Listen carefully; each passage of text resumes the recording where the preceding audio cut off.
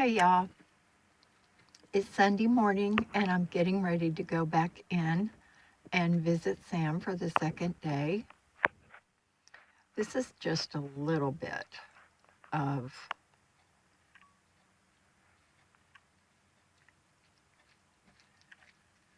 Walla Walla State Penitentiary.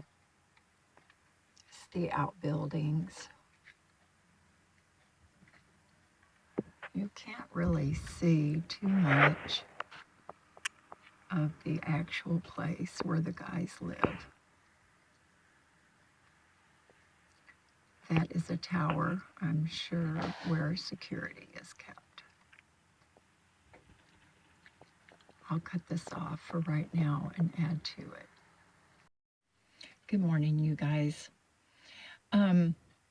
Sunday morning, I'm about to go in and visit Sam for the second and probably the last time for a very long time. Was all the money and all the heat, hardship worth it? Absolutely, you guys. I'm sorry for not getting to comments, and it's just been kind of busy, but I do want to say that I thank you so much for your prayers, your kind words, for your suggestions and your tips. And I want to let you know, for everybody who's concerned, Hazel is just fine.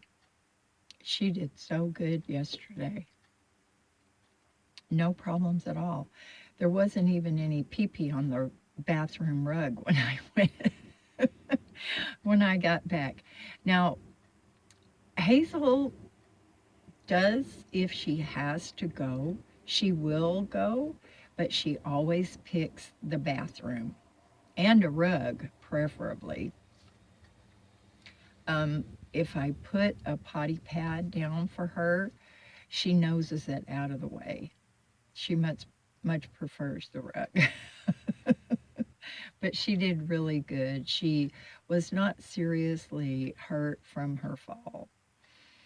So that said, what happens is when you go in, you fill out some paperwork, you load some money on a card, like a little debit card.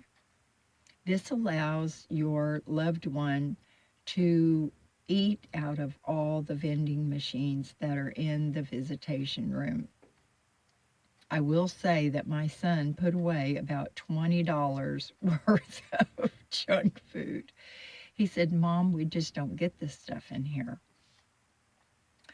So I came armed with another $20 today. It's not healthy, but it's not something he gets on a regular basis.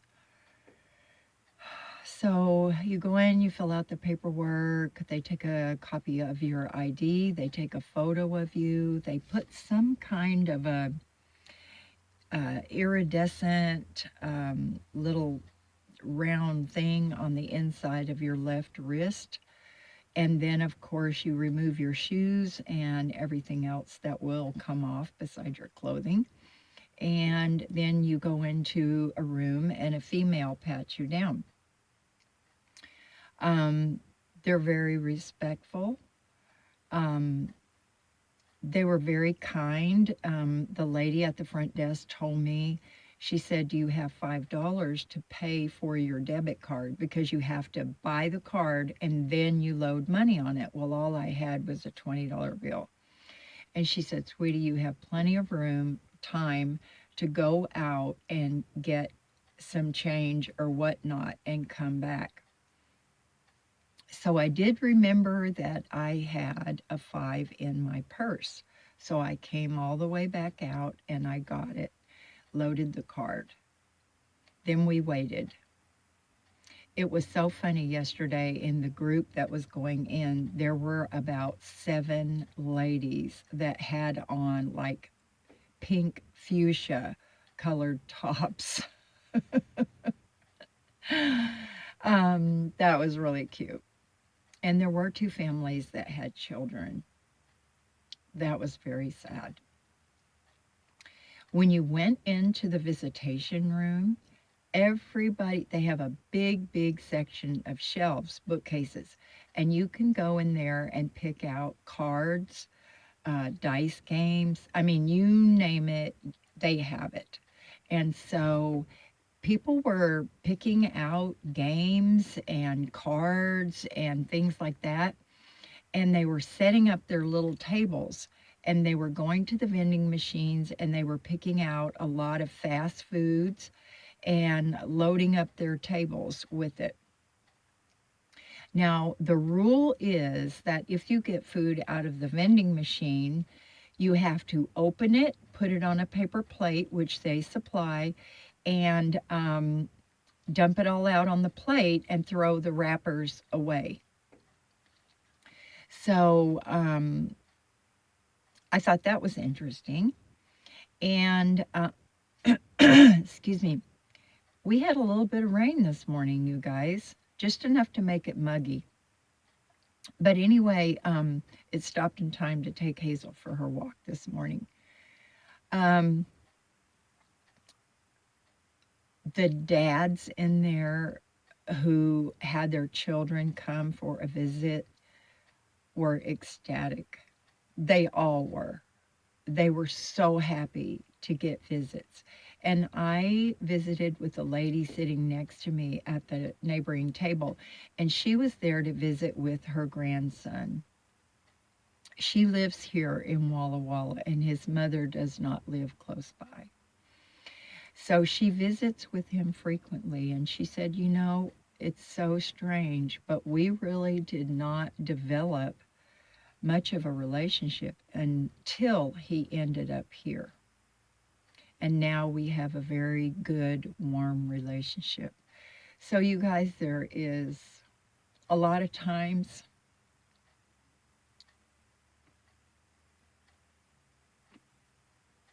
sorry, something good that comes out of these stays. Now, this is a minimum security prison. Um, Sam said something funny to me yesterday. He goes, Mom, this is like a big men's daycare. Y'all, I just had to laugh. I said, what do you mean? He goes, well, we don't wash our own clothes, they wash them for us. We don't prepare our own food. We don't decide when we're going to do anything. That's all decided for us. And I said, yeah, that kind of sounds like a daycare. But he spends his time, he's not working in the kitchen anymore. He has since begun working in the auto body shop. And he says it's interesting. It's from early morning until about 1 in the afternoon. And there's a gentleman, their instructor, he said, who has money, and he will go to car auctions and he will buy cars and he brings those cars for the guys to work on. So I'm really glad that he's doing that. He talked to me a lot about things that he had done um, when he got into drugs and what kind of drugs they were. And at the end, he was addicted to cough syrup with codeine. I mean, go figure, you guys. I can't imagine. He told me that a 16-ounce bottle of cough syrup with codeine is worth about $1,200 street value. Can you imagine? But I think he just needed to unburden himself to me, to his mother. And I was glad he did. He was kind of surprised that I knew things that he was doing that he didn't think I knew. It's always the way with kids. They think they're getting away with so much, but really, we parents know better. We were laughing about the time I had the cops come to the apartment and escort him to school. He was laughing. He goes, Mom, that had to be one of the most embarrassing times of my life. He said, when the cops dropped me off at high school, he said, I was humiliated. I said, yes, and then as soon as the cops left the campus, so did you. I said, sweetie, I hope you know that I was trying to save you from yourself. He said he knew that.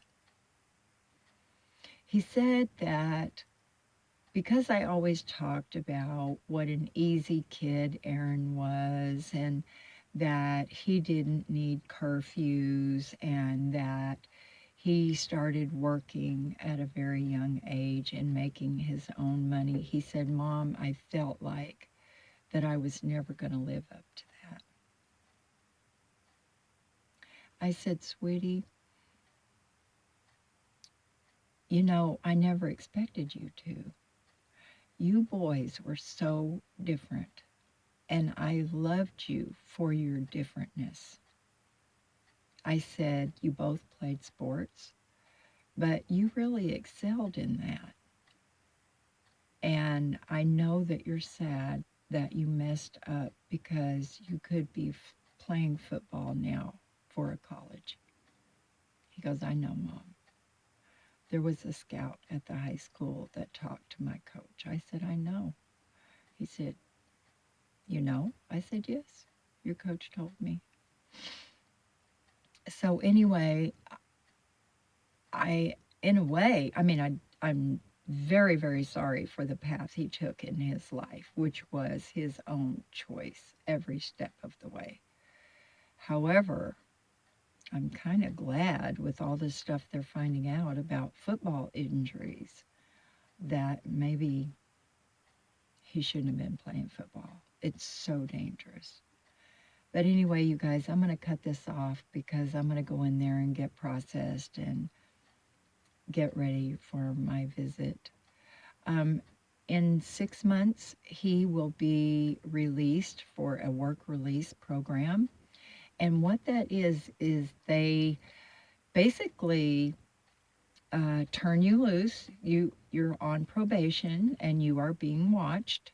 And there's a shelter that you can stay in, and you look for a job. You pay $300 a month to this shelter to live in, and you get a bed and showers, and you get your food. And then whatever money is left after your paycheck, they put that in a work release savings for you. They do that so that when you finally finish up your time, you have some money to get started on. I think that's a wonderful program. He said, Mom, if you don't qualify for that program, if you haven't kept your nose cleaned and stayed out of trouble, they release you with $40. He said that is setting you up for failure. And I have to agree. You dump somebody off in a city with $40 in their pocket.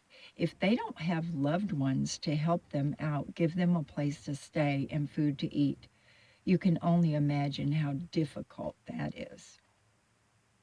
And sometimes you commit crimes again, and then you end up right back here.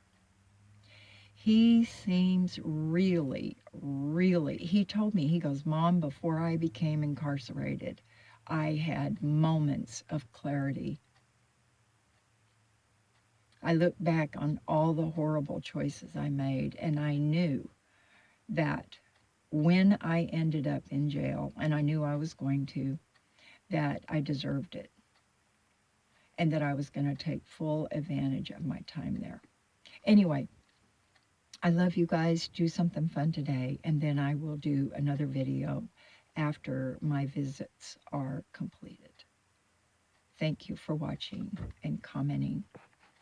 Love you guys. Bye.